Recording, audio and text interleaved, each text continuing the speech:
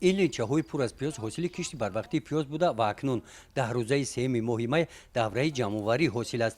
دیدن چنین منظره فورم و دلخوش کننده نه تنها به دهقان بلکه به ما و باوری دارم به هر یک بیننده هم خوش میآید و به دهقانان آفرینده این نعمت مادی احسان میخوانند. در پهلوی ما راهبر خوجگی با متخصصان و کارمندان جماعت دهات میباشند. صحبت ما اطراف حاصل پیاز و حجم کلان و طعم آن است. انا همین است استفاده ثمرناک هر وجب زمین طرف ما نگاه کرده با قناعتمندی گپ میزند راهبر خوجگی.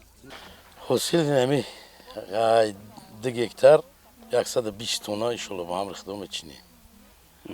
برای بردیمش چیندیم 67 ساعتی خش 48 تonna وزیر روی کی مینا سر وقت از قش دادیم سر وقت آب شد دادیم همون روزی مثال 15 سپتامبر تا 20 سپتامبر می منطقه خودمون دا پیاز کاری میشه امروز ما کاری دیم 15 دا کاری دیم 20 دا آب دادیم خیلی نتیجه را گرفتیم. تاج‌الدین قربانوف راهبر خوجگی دهقانی به نام شمس‌الدین مدت 15 سال باز پیازکار است. همدهگانش گفتند که دهقانی اصیل است.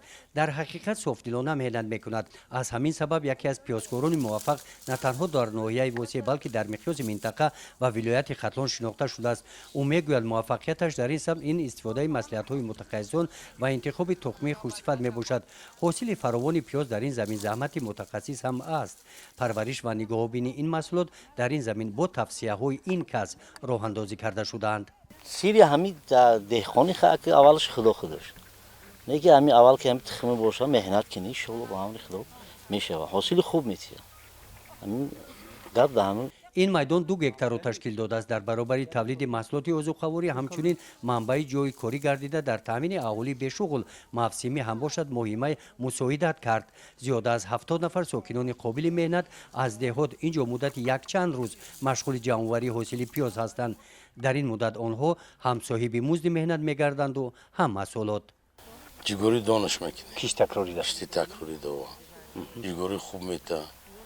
نشه جگوریش هر سال هم کار میکنیم. در خوجگی دهقانی به نام شمس‌الدین در دهات به نام عبدی‌عوض و ناحیه واسع با مهیا نمودن شرایط‌های خوب مهنت پرداخت همه روزه مزد مهنت خوجگیداران کوشش دارند که هرچی تیزتر زمین را از این محصولات خالی نموده آن را برای کشت تکراری آماده سازند. با خالی شدن زمین از پیاز و ادامه کارهای کشت تکراری که 1 هفته طول میکشد در پهلوی این زمین در قطعه زمین دیگر این محصولات پالیزی که در حال نشء و نما میباشد و هفته دیگر پخته میرسد خوجگیداران وقت را غنیمت شماریده با انجام کشت تکراری بعد جمع‌آوری حاصل تربوز شروع میکنند. گزارش خواجه نظریف خدای نظر ظهوروف از ناحیه واسع برای برنامه اطلاعاتی نوید.